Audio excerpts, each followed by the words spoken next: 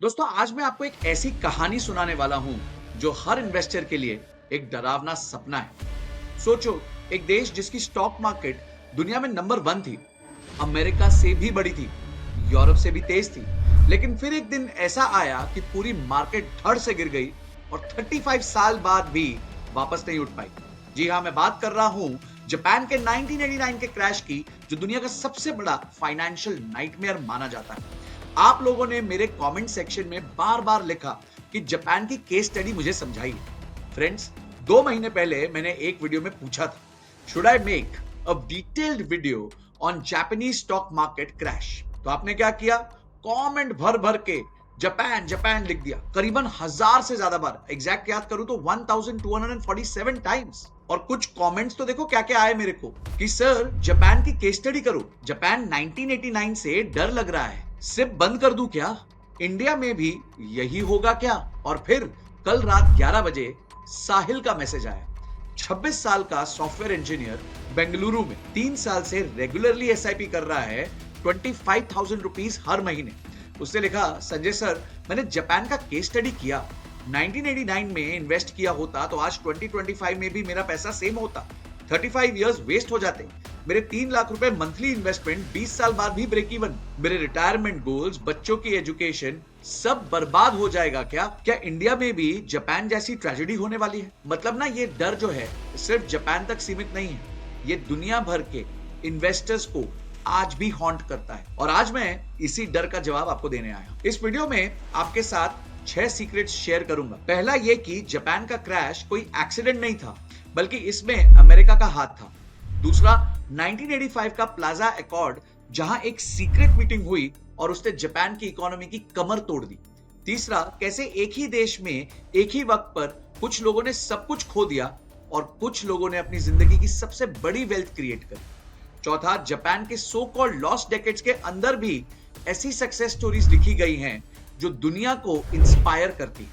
पांचवा, मैं आपको बताऊंगा कि आज के इंडिया और 1989 के जापान में वो 10 फंडामेंटल डिफरेंसेस कौन से हैं जो हमें उनसे अलग बनाते हैं। और छठा, वो स्ट्रैटेजी जो किसी भी मार्केट को क्रैश प्रूफ बना सकती है और आपके इन्वेस्टमेंट को बुलेट प्रूफ बना सकती है। और एक फाइनल बोनस भी दूंगा, वॉरेन बफेट की जापान स्ट्रैटेजी। तो आपको क्या करना है? आपको सिर्फ वीडियो के एंड तक ध्यान से देखना है। मैं गारंटी देता हूं कि जापान का डर आपके दिमाग से हमेशा के लिए निकाल दिया जाएगा और उसके बाद आप अपने एसआईपीज को और अपने फाइनेंशियल गोल्स के साथ एकदम कॉन्फिडेंटली और क्लियर पाथ पे टिके रहोगे। तो आगे बढ़ने से पहले चैनल को एक बार सब्सक्राइब कर दीजिए और घंटी दबा दीजिए और देखिए ये पावरफुल वीडियो जापान के ऊपर। देखिए गाइस, 1980s का जापान ना एक फाइनेंशियल मिरेकल के रूप में आ रहा था। हर तरफ ऑप्टिमिज्म था, कंपनीज बूम कर रही थी और स्टॉक मार्केट जो है वो नए रिकॉर्ड्स बना रहा था। इसी बीच हिरोशी तानाका नाम का एक 35 साल का इंजीनियर टोयोटा मोटर्स में अपनी नौकरी कर रहा था। हर महीने 50,000 येन वो निकाय 225 के इंडेक्स में इन्वेस्ट करता था। उसके सपने बड़े तो थे पर काफी सिंपल थे। साल 2000 तक मिलियनेयर बनना था, अपनी वाइफ यूकी के साथ एक यूरोप ट्रिप करना था और अपने बेटे केइसकू को अमेरिका की यूनिवर्सिटी में भेजना था। तो 1980 से 1985 तक उसका कॉन्फिडेंस और स्ट्रॉन्ग हो गया। अगर आप देखें तो निकाय 1980s में करीबन 6700 पॉइंट्स का था, जो 2 ही साल 1982 आते आते 8100 पॉइंट्स का हो गया, यानी करीबन 21% की ग्रोथ। और 1984 तक ये इंडेक्स जो है वो 11000 पॉइंट्स भी क्रॉस कर गया था। 1985 में ये 13000 पॉइंट्स तक पहुंच गया था। लेकिन सितंबर 22, 1985 को एक ऐसा फैसला हुआ जो हिरोशी जैसे लाखों मिडिल क्लास इन्वेस्टर्स की दुनिया हिला देने वाला था। न्यूयॉर्क के प्लाजा होटल में दुनिया की 5 सबसे बड़ी economies, America, Japan, West Germany, France और यूके के फाइनेंस मिनिस्टर्स की एक सीक्रेट मीटिंग बैठी और उन्होंने एक करेंसी पॉलिसी पर एक डील की जिससे प्लाजा अकॉर्ड कहा गया। अमेरिका की प्रॉब्लम यह थी कि जापान के एक्सपोर्ट्स बहुत ही कंपेटिटिव हो गए थे। उनका ट्रेड डेफिसिट $52 बिलियन क्रॉस कर चुका था। सोल्यूशन ये डिसाइड हुआ कि यूएस डॉलर को वीक किया जाएगा और जापानीज येन को आर्टिफिशियली स्ट्रॉन्ग बना दिया जाएगा। प्लाजा अकॉर्ड के बाद येन की वैल्यू शूट अप कर गई। तो गाइस, आप यहां देख सकते हैं जो $1 1985 में 257 येन था, वो 1988 आते आते आधा हो गया, 127। एक्सपोर्ट्स महंगे हो गए और स्टॉक मार्केट बबल बनकर फटने की तैयारी कर रहा था। हिरोशी और उसके जैसे आम इन्वेस्टर्स के सपने अब एक इनविजिबल ग्लोबल डील के बोझ तले दबा दिए गए थे। तो गाइस, यहां एक बड़ा सबक है जो आज हम सब मिस कर देते हैं। कई बार जब ग्लोबल पावर्स अपने इंटरेस्ट के लिए पूरी इकोनॉमी को मैनिपुलेट करती है ना, तो ट्रेडिशनल इन्वेस्टमेंट्स आपको प्रोटेक्ट नहीं कर पाते। इसीलिए मैं बार बार कहता हूं कि आप अपना पूरा फ्यूचर कभी भी एक मार्केट या एक एसेट के भरोसे मत छोड़िए। इंटेलिजेंट इन्वेस्टर अपने पोर्टफोलियो में एक ऐसी लेयर जरूर ऐड करते हैं जो शॉर्ट टर्म और लॉन्ग टर्म दोनों गोल्स को सिक्योर कर देता है। और यही हम सिखाते हैं हमारे 2 घंटे के मास्टर क्लास में। इस मास्टर क्लास को 50,000 से ज्यादा लोग अटेंड कर चुके हैं। यहां आपको फाइनेंशियली इंडिपेंडेंट होने के लिए कितने पैसे चाहिए ये पता होता है। उसके लिए आपको कितनी इन्वेस्टमेंट करनी पड़ेगी, कब तक इन्वेस्टमेंट करनी पड़ेगी, कौन से एसेट क्लासेस होते हैं, आपका पैसे के साथ रिलेशनशिप क्या होने वाला है, लॉन्ग टर्म इन्वेस्टिंग के फायदे क्या होंगे, और फाइनली एक राइट म्यूचुअल फंड को कैसे सिलेक्ट करते हैं, ये सारी चीजें इस मास्टर क्लास में सिखाते हैं। वैसे तो ये मास्टर क्लास फ्री है, पर इसमें सीट्स बहुत लिमिटेड है। आपको करना क्या है, फॉर्म डिस्क्रिप्शन में दिया हुआ है, उसको फिल कर दीजिए। फॉर्म के एंड में एक व्हाट्सएप ग्रुप है, उसको ज्वाइन कर दीजिए। जैसे वो व्हाट्सएप ग्रुप भर जाएगा, उसके बाद फर्दर एडमिशंस नहीं होंगे। तो फटाफट जाके फॉर्म भर के व्हाट्सएप ग्रुप को ज्वाइन कर लीजिए, और मिलता हूं मैं आपको मास्टर क्लास में, जहां ये सारी चीजें सिखाऊं। तो अब हम जापान पर वापस आते हैं। तो प्लाजा अकॉर्ड के बाद जापान की इकोनॉमी में एक तूफान सा आ गया था। सबसे पहले आया करेंसी का प्रेशर। सिर्फ 18 महीनों में जापानीज येन की वैल्यू डबल हो गई थी, जो मैंने आपको यहां पे दिखाई। सितंबर 1985 में $1 की कीमत करीबन 240 येन थी, जो मार्च 1987 आते आते 120 के आसपास रह गई थी। ये 50% का जंप एक आम इंसान के लिए सिर्फ नंबर था, लेकिन इसका मतलब था कि सोनी का टीवी जो पहले अमेरिका में $500 का था, अब वो $1000 का हो गया। टोयोटा की कार्स आम अमेरिकन के लिए अचानक से लग्जरी बन गई। जापान के एक्सपोर्ट्स, जो उनकी इकोनॉमी की बैकबोन थी, उनमें दरार आने लगी। गवर्नमेंट ने तुरंत पैनिक बटन दबाया और 1986 से 1987 के बीच इंटरेस्ट रेट्स को 5% से गिरा के 2.5% तक लेके आ गए। इजी मनी पॉलिसी को इंट्रोड्यूस किया गया और बैंक्स को बोला गया कि पैसा आगे पंप करो, लोन्स आसान बना दो। ये एक डेस्परेट अटेम्प्ट था एक्सपोर्ट के गिरने के नुकसान को कवर करने का। लेकिन जो प्लान उन्होंने बनाया था ना, उसका जो असर था उनकी सोच से कहीं ज्यादा बड़ा निकलने वाला था। अगला फेज एक कंट्रोल रिकवरी नहीं, बल्कि एक डेंजरस फ्लड था। चीप मनी बाजार में ऐसे फैला जैसे पेट्रोल डालने के बाद आग फैलती है। हिरोशी जैसे मिडिल क्लास इन्वेस्टर्स अपनी पोर्टफोलियो वैल्यू को ऊपर चढ़ता देखकर खुद को फाइनेंशियल जीनियस समझने लग गए। 1985 में जहां उसके इन्वेस्टमेंट्स की वैल्यू 6.5 लाख येन थी, 1987 तक आते आते वो 18 लाख येन हो गई थी, और 1988 में तो वो 35 लाख येन टच कर गई थी, और दिसंबर 1989 तक वो 55 लाख येन टच कर। हर दिन नए रिकॉर्ड्स बन रहे थे। हिरोशी सोच रहा था कि उसके सपने अब बस एक हाथ दूर रह गए लेकिन ना पैरेलल दुनिया में कुछ और ही खेल चल रहा था।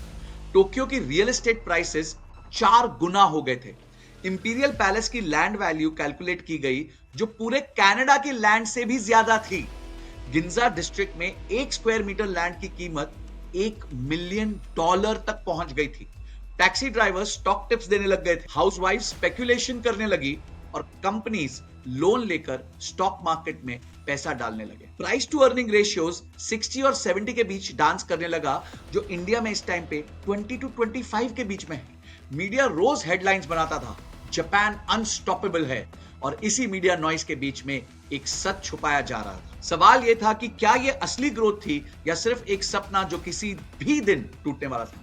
क्योंकि दोस्तों, असली कंपनीज के प्रॉफिट्स और स्टॉक प्राइसेस का कनेक्शन लगभग खत्म ही हो चुका था। ये एक ऐसा बबल हो गया था जिसका फटना जरूरी था, लेकिन कब फटेगा, कैसे फटेगा और किसकी दुनिया तबाह करेगा, यह सस्पेंस अभी भी बाकी था। जल्दी वो बबल फट गया। एक देश जो 1980s में अमेरिका को चैलेंज कर रहा था, उसने 1990s को अपना लॉस्ट डेकेड बना दिया। बैंकिंग सिस्टम कोलैप्स हो गया, रियल एस्टेट की वैल्यू हवा में उड़ गई, एम्प्लॉयमेंट सिस्टम जो कभी उनकी शान हुआ करता था वो टोटली टूट गया, कंज्यूमर स्पेंडिंग क्रैश हो गई, और सबसे बड़ी बात, जापान का सुपर पावर बनने का सपना हमेशा के लिए खत्म हो गया। प्लाजा अकॉर्ड अपने मकसद में बहुत ही सक्सेसफुल हो गया था, और अमेरिका की स्ट्रेटजी ने जापान को घुटनों पर ला दिया। तो गाइस, आप यहां देख सकते हैं कि 1989 में जब ये अपना पीक बनाया था, उसके बाद जो है जापान का इंडेक्स सिर्फ नीचे की तरफ गिरा। अगले एक साल के अंदर जापानीज मार्केट 44% गिर गई थी और 1989 से 2004 तक इतना गिरी कि मार्केट 80% गिर गई थी। यानी 100 रुपए की मार्केट 20 रुपए की रह गई थी। और अब यहां आता है वो सवाल जो आप सबके दिमाग में घूम रहा होगा, क्या इंडिया भी उसी रास्ते पर जा रहा है? क्या आज का भारत 1989 के जापान की तरह एक बबल में तो नहीं फंसा है? क्या हमारी ग्रोथ भी सिर्फ इजी मनी और इन्फ्लेटेड वैल्यूएशंस पर तो नहीं चल रही है, या फिर इसके पीछे कोई असली फंडामेंटल्स हैं? देखिए गाइस, ये डरना बहुत जेन्युइन है और इसीलिए आज मैं आपको एक एक करके वो पॉइंट्स बताऊंगा जो सबसे ज्यादा इंपॉर्टेंट होने वाले हैं। देखिए गाइस, सबसे पहला फर्क है डेमोग्राफिक्स का। जापान 1989 में एक रैपिडली एजिंग सोसाइटी बन रहा था, बर्थ रेट गिर रहे थे, यूथ पॉपुलेशन कम हो रही थी, मतलब डिमांड और कंजम्पशन दोनों नेचुरली स्लो हो रहे थे। पर इंडिया 2025 में बिल्कुल ही उल्टी सिचुएशन में है। हमारे पास दुनिया का सबसे बड़ा यूथ पॉपुलेशन का बेस है। 65% से ज्यादा पॉपुलेशन 35 साल से भी कम है, मतलब कंजम्पशन और डिमांड अभी पीक पर है और अगले 3 दशकों तक ऐसे ही रहने वाली है। दूसरा बड़ा फर्क यह है अर्बनाइजेशन और मार्केट एक्सपेंशन का। जापान 1980s में ऑलरेडी हाईली अर्बनाइज्ड था, मार्केट सैचुरेटेड हो चुका था। इंडिया में अभी भी रूरल से अर्बन माइग्रेशन बहुत तेजी से चल रहा है। करोड़ों लोग जो है नए कंज्यूमर्स बन रहे हैं। Housing, health care, education, transportation, सब सेक्टर्स में अभी ऑर्गेनिक डिमांड बहुत बची हुई है। मतलब हमारी ग्रोथ अभी भी रियल है, सिर्फ बबल नहीं है। तीसरा फर्क है कॉर्पोरेट स्ट्रक्चर का और अर्निंग्स का। जापान के स्टॉक्स 1989 में 60 to 70 के प्राइस टू अर्निंग रेशियो पर ट्रेड कर रहे थे। अर्निंग्स जस्टिफाई ही नहीं कर पा रहे थे। इंडिया के मेजर इंडाइसेस आज भी 20 से 25 के प्राइस टू अर्निंग पर ही हैं, जो ग्लोबल नॉर्म्स के अंदर है। हमारी कंपनीज के प्रॉफिट्स स्टेडीली ग्रो करते रहते हैं।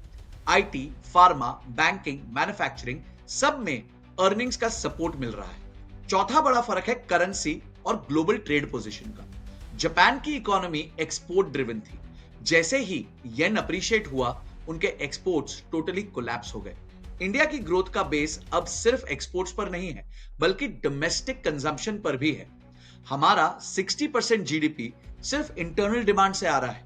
मतलब ग्लोबल शॉक्स के बावजूद भी हमारी इकोनॉमी सस्टेन कर सकती है। और यही हमने देखा था 2008 में और यही हमने देखा था 2020 में। पांचवा फर्क है बैंकिंग और लेंडिंग प्रैक्टिसेस का। जापान के बैंक्स ने बबल के दौरान अनलिमिटेड रियल एस्टेट लेंडिंग की थी, जो उनके कोलैप्स का मेन रीजन बना। इंडिया में reserve bank of India regulations और बैंकिंग रिफॉर्म्स की वजह से आज लेंडिंग प्रैक्टिसेस रिलेटिवली काफी कंट्रोल्ड है। नॉन परफॉर्मिंग एसेट्स अभी भी एक चैलेंज हो सकता है, लेकिन उनका लेवल जापान के 1990s जैसे डेंजरस लेवल्स पे तो नहीं है भाई। छठा फर्क है पॉलिसी और रेगुलेशन का। जापान ने प्लाजा अकॉर्ड के बाद अपनी पॉलिसी डिसीजंस डिले कर दी थी। पॉलिटिकल विल वीक थी। इंडिया के पास अब प्रोएक्टिव इंस्टीट्यूशंस हैं, आरबीआई, सेबी और एक एक्टिवली रिफॉर्म ड्रिवन गवर्नमेंट जो लिक्विडिटी और इन्फ्लेशन कंट्रोल करने के लिए कंटिन्यूअस स्टेप्स ले रही है। और सबसे बड़ा फर्क है साइकोलॉजी और एस्पिरेशन का। जापान 1989 में पीक पर था और उन्हें लगता था कि अब वो अनबीटेबल हो गए हैं। इंडिया अभी अपने पीक पर नहीं है, बल्कि एक डेवलपिंग स्टेज पर है। मतलब हम अभी भी हंग्री है और अपनी गलतियों से सीख कर पॉलिसी को अडेप्ट कर रहे हैं। इसीलिए आपको अपने एसआईपीज को बबल के डर की वजह से तो बिल्कुल नहीं रोकना चाहिए, बल्कि आपको समझना है कि कॉन्स्पिरेसी प्रूफ स्ट्रेटजी होती क्या है। उसके लिए पहले मैं आपको एक और कहानी बताता हूं। कहानी है केंजी नाकामुरा की। केंजी और हिरोशी दोनों कॉलेज के दोस्त थे। दोनों एक ही कंपनी में काम करते थे, टोयोटा मोटर्स। दोनों की सैलरी ऑलमोस्ट सेम थी। दोनों के फाइनेंशियल गोल्स भी एक जैसे थे, लेकिन डिफरेंस था अप्रोच में। 1987 से 1989 तक जब पूरा जापान बबल के जोश में था, हिरोशी और आम इन्वेस्टर्स हेडलाइंस पढ़कर सेलिब्रेट कर रहे थे। स्टॉक्स हर दिन ऊपर ही जाए जा रहे थे। रियल एस्टेट हर साल डबल हो रहा था। टैक्सी ड्राइवर्स और हाउसवाइफ्स तक स्टॉक टिप्स दे रहे थे। उस वक्त केंजी शांत था। उसने हिरोशी से कहा, ये वैल्यूएशंस नॉर्मल नहीं है भाई। 65 के price to earning ratios, property के प्राइसेस जो हर साल डबल हो रहे हैं, गवर्नमेंट जो पैसा प्रिंट करे जा रही है, ये सब एक बबल लग रहा है मेरे को। हिरोशी ने हंसकर इग्नोर कर दिया, पर केंजी ने अपना पोर्टफोलियो एकदम अलग तरीके से बनाया। केंजी ने डाइवर्सिफाई किया। उसने 40% पैसा जापान के अंदर लगाया, लेकिन निकाय इंडेक्स में नहीं लगाया। उसने छोटी वैली कंपनीज चूज करी जो अंडर वैल्यूड थी, और डिविडेंड पेइंग स्टॉक्स लिए जो फंडामेंटल्स पर स्ट्रॉन्ग थे। 30% पैसा उसने जापान के बाहर लगा दिया, जैसे यूएस के S&P 500 फंड्स में, यूरोपियन इक्विटीज में और थोड़ा सा इमर्जिंग मार्केट्स में। 20% उसने सेफ रखा फिक्स्ड इनकम सिक्योरिटीज में, जैसे यूएस ट्रेजरी हो गई या फिर जर्मन बॉन्ड्स हो, और बची हुई 10% उसने ऑल्टरनेटिव्स में लगा दी, जैसे गोल्ड, रूरल रियल एस्टेट और कुछ उसने कैश रख लिया। अब देखिए दो कितने जबरदस्त डिफरेंट पोर्टफोलियोज हैं। फिर क्रैश आया। 1989 के बाद हिरोशी का पोर्टफोलियो गिरकर बर्बाद हो गया, लेकिन केंजी के पास एक कुशन था। हाँ, उसका जापान पोर्शन तो ऑब्वियसली गिरा ही था, लेकिन बाकी एलोकेशंस ने उसको बचा लिया। यूएस इक्विटीज ने अगले 35 साल में 10% की कंपाउंडेड ग्रोथ दी है और उसका छोटा इन्वेस्टमेंट करोड़ों में बदल गया है। बॉन्ड्स ने उसके पोर्टफोलियो को स्टेबिलिटी दी और गोल्ड ने इन्फ्लेशन से उसको प्रोटेक्शन दी। और जब 2025 आया तो हिरोशी के 55 लाख येन की पोर्टफोलियो की वैल्यू वहीं अटकी रह गई, लेकिन केंजी के डाइवर्सिफाइड पोर्टफोलियो की वैल्यू बढ़ के 7.3 करोड़ येन हो चुकी थी। दोनों ने एक ही पॉइंट से शुरू किया था, एक ही सैलरी से शुरू किया, same savings, same country, same goals, लेकिन हिरोशी की सोच थी जापान नंबर 1 है, गवर्नमेंट हमेशा सही करेगी, अपने कंट्री के स्टॉक्स ही बेस्ट है, और केंजी की सोच थी डाइवर्सिफिकेशन इज प्रोटेक्शन। कोई एक कंट्री फ्यूचर ओन नहीं करती है दोस्तों, और वैल्यूएशंस मैटर करते हैं। अंधा पेट्रियोटिज्म नहीं दिखाना चाहिए। अब यहां आता है वो पार्ट जो अक्सर जापान के एग्जाम्पल देते वक्त भूल जाते हैं। हाँ, जापान का बबल फटा, इकोनॉमिक कोलैप्स भी हुई, लाखों इन्वेस्टर्स ने अपनी सेविंग्स खो दी, लेकिन पिक्चर इतनी वन साइडेड नहीं थी।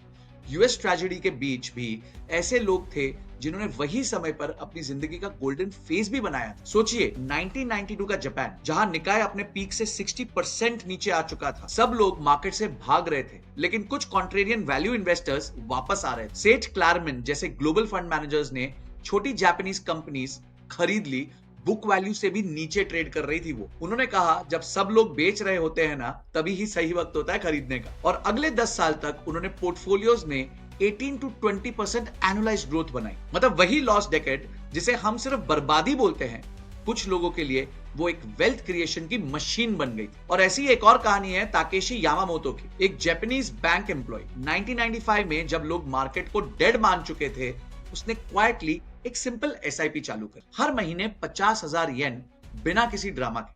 उसने थोड़ा पैसा Japanese small cap value stocks में डाल दिया, थोड़ा यूएस और यूरोपियन म्यूचुअल फंड्स में डाल दिया, और थोड़ा पैसा उसने गोल्ड और बॉन्ड्स में डाल दिया। हर कोई कहता था भाई मार्केट खत्म हो चुकी है, लेकिन ताकेशी अपने एसआईपी करता रहा। 29 साल बाद उसने 1.7 करोड़ येन इन्वेस्ट किए थे और आज उसका पोर्टफोलियो 5 करोड़ येन से ऊपर हो गया है। निकाय के 2.8% एनुअल रिटर्न्स के सामने उसके पोर्टफोलियो ने 7% से भी ज्यादा रिटर्न्स दिए। मतलब वही जापान जहां सब लोग अपनी बर्बादी याद करते हैं, एक डिसिप्लिन्ड एसआईपी इन्वेस्टर क्वाइटली करोड़पति बन गया। और यह सिर्फ जापान तक लिमिटेड नहीं है दोस्तों। उस पीरियड में स्मार्ट मनी ने ग्लोबल अपॉर्चुनिटीज भी पकड़ी। एग्जाम्पल के लिए 1993 में इन्फोसिस इंडिया में सिर्फ 95 रुपीस पर लिस्ट हुआ था। स्प्लिट एडजस्टेड प्राइस आज के दिन सिर्फ 2 या 3 रुपए है, जो शेयर आज 1500 से भी ऊपर चल रहा है। मतलब 30 साल में 500 गुने से ज्यादा का रिटर्न। सोचिए अगर उस वक्त कोई जापानीज इन्वेस्टर अपने पोर्टफोलियो का सिर्फ 10% इंडिया जैसी इमर्जिंग मार्केट्स में लगा देता, तो आज उसने अपने सारे लोकल लॉसेस को रिकवर करके 25 करोड़ येन से ज्यादा बना लिए होते। कुछ इन्वेस्टर्स ने रियल एस्टेट के अंदर भी अपॉर्चुनिटी ढूंढी। जब टोक्यो की लैंड वैल्यू हवा में थी और फिर उसके बाद वो कोलैप्स हुई, उस वक्त स्मार्ट कॉन्ट्रेरियंस ने ओसाका और क्योटो जैसे सिटीज में प्रॉपर्टीज खरीद ली। इंडस्ट्रियल वेयरहाउसेस और ट्रेडिशनल होम्स जो डिस्काउंट पर बिक रहे थे, उन्हें अगले 10 से 15 सालों में स्टेडी रेंटल इनकम और डबल डिजिट एनुअल रिटर्न्स दिए हैं। मतलब एक ही देश में एक ही समय पर सिर्फ जगह और अप्रोच बदलने से कहानी बिल्कुल अलग हो गई है। और फिर आई करेंसी की कहानी। जापान के अल्ट्रा लो इंटरेस्ट रेट्स ने ग्लोबल इन्वेस्टर्स को एक और ट्रिक दे दी, येन कैरी ट्रेड। पैसा येन में बोरो करो 1 to 2% पर एनम पर, और उसे इन्वेस्ट करो यूएस बॉन्ड्स में 5 to 6% पर। हेज लगाओ और 12 से 15% के एनुअल रिटर्न्स को जेब में डाल दो। जब आप जापानीज इन्वेस्टर्स अपने पोर्टफोलियो गिरते हुए देख रहे थे, ग्लोबल हेज फंड्स इसी सिस्टम को यूज करके बिलियंस ऑफ डॉलर्स का प्रॉफिट कमा रहे थे। और दोस्तों, कुछ लोगों ने बस एक सिंपल फॉर्मूला फॉलो किया, वो था कि डिविडेंड स्टॉक्स खरीदे। Toyota, NTT Docomo, Japan Tobacco जैसे कंपनीज ने कैश फ्लो बनाया रखा, रेगुलर डिविडेंड भी दिए। 3 से 5% सालाना डिविडेंड प्लस कुछ थोड़ा सा प्राइस इंक्रीज भी हुआ, जो लॉन्ग टर्म में 6 to 8% के रिटर्न्स बन गए। मतलब जब इंडेक्स नेगेटिव था, ये बोरिंग डिविडेंड प्लेयर्स जो थे वो क्वाइटली पैसे को कंपाउंड कर रहे थे।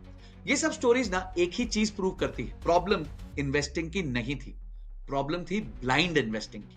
जिन्होंने पूरा पैसा एक ही इंडेक्स और एक ही बबल में डाल दिया, उनका फ्यूचर बर्बाद हो गया। जिन्होंने डाइवर्सिफाई किया, वैल्यूएशन को समझा, पेशेंस रखा और कॉन्ट्रेरियन सोचा, उन्होंने अपनी कहानी अलग तरीके से लिखी। तो गाइस, मैं अब आपको एक डिटेल्ड स्ट्रेटजी दिखाता हूं जो आपको ऐसे केसेस में कंप्लीटली प्रोटेक्ट कर सकती है। ये एक जापान प्रूफ पोर्टफोलियो फ्रेमवर्क है जिसका बेस प्रिंसिपल सिंपल है। कभी भी अपना फ्यूचर एक ही देश, एक ही करेंसी या एक ही सिस्टम के ऊपर मत छोड़ो। डाइवर्सिफिकेशन ही हमारे लिए असली इंश्योरेंस है। सबसे पहले बात करते हैं एसेट एलोकेशन की। इंडिया आपके पोर्टफोलियो का एंकर होना चाहिए, लेकिन 100% इंडिया में पैसा रखना रिस्क हो सकता है। तो आइडियल एलोकेशन क्या है कि आप 50 से 60% इंडिया के फंड्स में रखें, जिसमें लार्ज कैप इंडेक्स फंड्स, थोड़ा मिड कैप और थोड़ा एलोकेशन स्मॉल कैप की तरफ रख सकते हैं, या फिर फ्लेक्सी कैप या मल्टी कैप ले सकते हैं। इंडिया की डोमेस्टिक स्टोरी तो स्ट्रांग है, लेकिन ग्लोबली डाइवर्सिफाई करना भी तो जरूरी है ना भाई। अगले लेयर में आप यूएस को एलोकेशन दे सकते हैं, जहां पे 15 से 20% तक जा सकते हैं। यहाँ S&P 500, नैस्डैक जैसे फंड्स आपको दुनिया की सबसे बड़ी कंपनीज का एक्सपोजर दे सकते हैं। ये सारे मार्केट्स जो हैं बहुत ही लिक्विड हैं, मैच्योर है और आपको ग्लोबल ग्रोथ के साथ जोड़ देती है। फिर आती है डेवलप्ड मार्केट्स जैसे कि यूरोप, जापान, ऑस्ट्रेलिया, कनाडा। इनमें आप 5 से 10% का भी एलोकेशन कर सकते हैं। ये आपको स्टेबिलिटी देती है, क्योंकि इनके इकोनॉमिक साइकिल्स थोड़े से अलग तरीके से चलते हैं। मतलब अगर एक जगह कहीं स्लो डाउन आ जाएगा ना, तो दूसरी जगह वो आपका ग्रोथ बैलेंस कर लेती है। करेंसी के लिए हम गोल्ड या फिर इंटरनेशनल बॉन्ड्स ले सकते हैं। करीबन 5 से 7% हम गोल्ड्स ले सकते हैं, चाहे ईटीएफ के माध्यम से ले लें, डिजिटल गोल्ड ले लें या फिजिकल फॉर्म में ले लें। उसके लिए मैं एक डिटेल्ड वीडियो बनाऊंगा, अगर आप नीचे कमेंट सेक्शन में गोल्ड लिख देंगे। और 3 से 5% का एलोकेशन आप बॉन्ड्स में रख सकते हैं, जहां पे आपको इंटरेस्ट रेट थोड़ा ज्यादा मिलेगा और आपका पोर्टफोलियो सिक्योर हो जाएगा। ये आपको एक नेचुरल सेफ्टी नेट दे देता है जब करेंसीज फ्लक्चुएट करती है। और फिर आते हैं ऑल्टरनेटिव्स, और 5% आप थोड़ा बहुत रीट्स या फिर कैश में रख सकते हैं। अगर आप रीट्स के बारे में जानना चाहते हैं तो कमेंट सेक्शन में रीट लिख दीजिए, मैं रीट के ऊपर एक कंप्लीट वीडियो बना दूं। देखिए गाइस, रिस्क मैनेजमेंट के लिए कुछ रूल्स एब्सोल्युटली क्लियर होने चाहिए। अगर किसी भी मार्केट का प्राइस टू अर्निंग 30 टाइम से ऊपर चला जाए ना, तो एलोकेशन 10% रिड्यूस कर दीजिए। अगर 15 गुना से नीचे चला जाए तो एलोकेशन थोड़ा सा बढ़ा दीजिए। हर क्वार्टर वैल्यूएशन को रिव्यू जरूर करें। और एक और प्रिंसिपल का ध्यान रखें, कभी भी किसी एक कंट्री का एलोकेशन 70-80% से ज्यादा ना करे। तो गाइस, अगर क्राइसिस आ जाए, मार्केट क्रैश हो जाए, तो कैश रिजर्व्स डिप्लॉय करिए धीरे धीरे। जियोपॉलिटिकल क्राइसिस आए तो अफेक्टेड रीजन से एक्सपोजर को कम कर लीजिए। करेंसी क्राइसिस आए तो गोल्ड और हार्ड एसेट्स का वेट इंक्रीज कर दीजिए। ऐसे टाइम पे आप बिटकॉइन में भी इन्वेस्ट कर सकते हैं। आप सोचिए, अगर कल को इंडिया भी जापान 1985 वाली सिचुएशन को फेस करे, जैसे यूएस से प्रेशर या रुपए पे स्ट्रेस, तो क्या होगा? अगर आप 100% इंडिया फोकस्ड हैं, तो आपका पूरा पोर्टफोलियो हिल जाएगा। लेकिन अगर आपने 60 to 70% इंडिया में रखा है और बाकी वर्ल्ड में रखा है, बाकी गोल्ड लिया हुआ है, तो इवन 50% क्रैश होने पर भी आपका जो लॉस होगा वो सिर्फ 30% तक ही लिमिटेड रहेगा। मतलब आप सर्वाइव कर जाते हो और कंपाउंडिंग कंटिन्यू चलती रहती है। देखिए गाइस, इस तरह के पोर्टफोलियो से आप 12 से 15% कैगर का टारगेट रख सकते हैं लॉन्ग टर्म में, और इसी चीज से वॉलेटिलिटी 30 से 40% कम हो जाती है और रुपी डिवैल्यूएशन का नेचुरल हेज मिल जाता है। सबसे इंपॉर्टेंट बात यह है, ये पोर्टफोलियो आपको प्लाजा एकॉर्ड टाइप मैनिपुलेशन से भी प्रोटेक्ट करती है, क्योंकि चाहे कोई भी देश एक इकोनॉमी को टारगेट करे, आपका वेल्थ एक ही सिस्टम पर डिपेंड ही नहीं कर रहा है। गाइस, लेकिन एक बात याद रखना बहुत जरूरी है, डाइवर्सिफिकेशन को सीखना बहुत जरूरी है, जिसके लिए you should definitely attend the 2 hour master class जो हमने आपको बताई है। लिंक जो है डिस्क्रिप्शन में, फटाफट भर दीजिए। व्हाट्सएप ग्रुप एंड पे है और ये टोटली फ्री है, बट सीट्स बहुत लिमिटेड है। और अब आता है बोनस कि वॉरेन बफेट ने कुछ समय से क्या किया है। अगर आप ये चार्ट देखें तो जापान निकाय का जो टॉप था वो वापस आने में 1989 से लेके करीबन 2024 35 इयर्स लग गए। ये क्लासिक अगर आप देखें तो एक कप की तरह बनता है, और वो कप जो है उसका ये हैंडल बन गया, और जब सेकेंड टाइम ब्रेकआउट दिया तो अब उसके बाद ये मार्केट फिर से चलने लग गई। तो अगर आप देखें तो आज ये 1989 के लेवल से सिर्फ करीबन 9 या 10% ही ऊपर गई है, पर इस बात को 35 साल लग गए। पर अगर किसी ने यहां पे एवरेज आउट किया होगा तो आप सोचिए उसके रिटर्न्स क्या होंगे। अगर हम कहें उसने यहां पे भी एवरेज आउट किया है, तो एज ऑफ टुडे फिर भी उनके जो रिटर्न्स है वो 153% के हैं। अब आते हैं वॉरेन बफेट ने क्या किया। तो अगर आप वॉरेन बफेट को देखें तो आप ये देख सकते हैं कि सितंबर 10, 2025 को ये न्यूज आई है कि Warren Buffett is increasing his investments in Japanese companies. अब आप यहां देखिए क्या समझदार एंट्री है कि जैसे ये सेकंड टाइम ब्रेकआउट हुआ, वो कौन सा महीना था आप नीचे देख सकते हैं, सितंबर 2025। तो इसका मतलब यह है कि वॉरेन बफेट भी कुछ तो टेक्निकल्स पे ध्यान रखते ही होंगे कि जैसे ही ऑल टाइम हाई ब्रेकआउट हुआ तो उस टाइम पे उन्होंने अपनी एंट्री बना ली।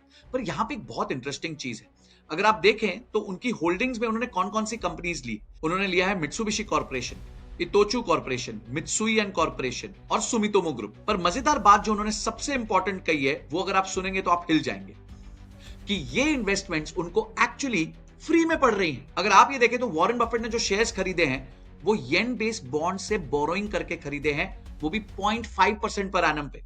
और उन्होंने क्या कहा है कि जो उनको एनुअल डिविडेंड मिलेगा उनकी कंपनी से वो होगा $812 मिलियन, और जो उनका इंटरेस्ट उसको देना है लोन पे वो होगा $135 मिलियन। यानी कि हर साल करीबन करीबन $700 मिलियन का एक्स्ट्रा प्रॉफिट बनेगा और जेब से पैसा नहीं लगा, क्योंकि वो तो उन्होंने उधार लेके स्टॉक मार्केट में डाला है। ये होती है समझदारी। उधार लिया, डिविडेंड बेस्ड स्टॉक्स लिए और उसके बाद जो है हर साल डिविडेंड माइनस इंटरेस्ट जो है उसमें प्रॉफिट कर रहे हैं, और उस प्रॉफिट से वो अपना लोन जो है वापस कर सकते हैं और धीरे धीरे इस इक्विटी को बिना पैसे लगाए ओन कर सकते हैं। ये होता है यार इंटेलिजेंट लोगों का दिमाग। इसलिए पढ़ते रहना चाहिए कि वो लोग कर क्या रहे हैं, और नहीं पढ़ सकते तो मेरी वीडियोस देखनी चाहिए ताकि पता चले कि वो कर क्या रहे हैं। तो गाइस फाइनली कुल मिलाकर जापान की कहानी एक वार्निंग सिग्नल तो है, लेकिन केंजी जैसे इन्वेस्टर्स और ग्लोबल सक्सेस स्टोरीज हमें यह भी सिखाती हैं कि हर क्राइसिस के अंदर एक नया चांस भी छुपा होता है। मेरी फाइनल एडवाइस बहुत सिंपल है आपको, डिसीजंस फियर के बेसिस पे मत लीजिए, डेटा और डिसिप्लिन से डिसीजंस लीजिए। अपनी पूरी सेविंग्स एक कंट्री या एक मार्केट के भरोसे मत छोड़ दीजिए। ग्लोबली सोचिए, पेशेंस रखिए और अपने फोकस को लॉन्ग टर्म पर रखिए। यही सिंपल फॉर्मूला आपके लिए वेल्थ बनाएगा। तो गाइस अगर आपको ये डिटेल्ड केस स्टडी जापान की पसंद आई हो तो लाइक जरूर कर देना। इस वीडियो को सारे दोस्तों के साथ शेयर करना ताकि उनको भी पता चले कि जापान के साथ हुआ क्या था और भारत इस टाइम पे कहां खड़ा है और क्या उनको करना चाहिए उनके पोर्टफोलियो पे, ताकि वो जापान जैसी सिचुएशन को कभी भी फेस ना करे। और इस पूरी वीडियो के आपके टॉप 3 लर्निंग्स क्या थे मुझे कमेंट सेक्शन में जरूर बताना। अगली वीडियो किस टॉपिक पे चाहिए वो भी बताना। अगली वीडियो तक जय हिंद जय भारत।